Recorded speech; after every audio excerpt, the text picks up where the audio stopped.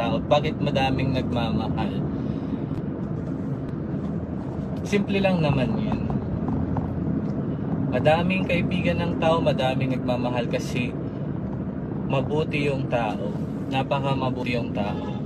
Ngayon is papakilala ko lang sa inyo si Jomar kung gaano ba siya kabuting tao.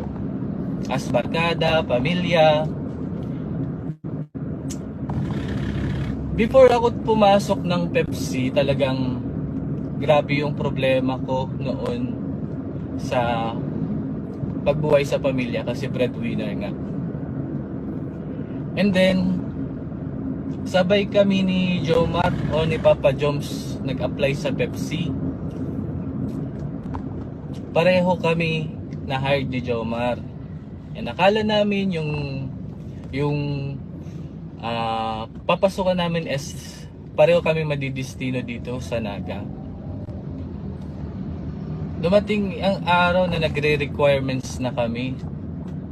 And then kinausap kami ng HR na isa pala ay madidestino sa malayo. Tapos isa ang pipiliin nila na madestino dito sa lugar namin sa Naga City.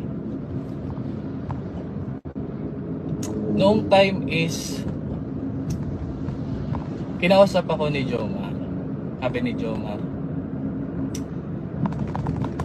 alam mo yung gaano siya mag-intindi ng sitwasyon ng tao. Sabi ni Jomar, Jam, kung ganito na lang,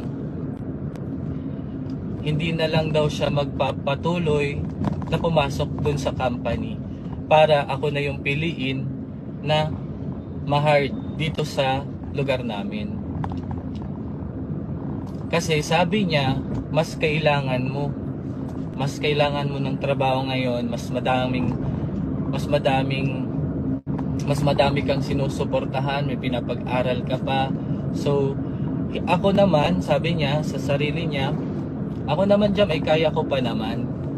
Kasi kahit pa paano nag-extra income naman sa chili oil noon, tapos dun sa manukan, yung pangapritong manok. And then ako noon is parang sabi ko, hindi Joms, wag kang magpaubaya kasi dahil mas kailangan ko. Kailangan mo din. Pero napatunayan ko dun si Jomar, alam mo yung sobrang kaibigan. Sobrang kaibigan, halos kapatid na ang turing sa akin. Ganon din sa turing ko sa kanya. And then Monday pinapa-report na kami. Hindi na nagpatuloy si Joms. Nag-giveaway na siya sa akin.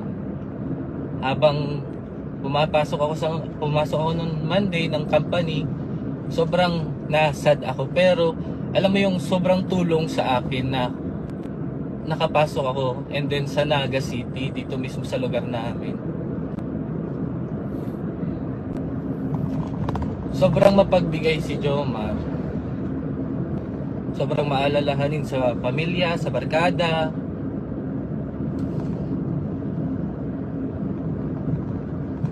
Kaya madaming nagmamahal sa kanya.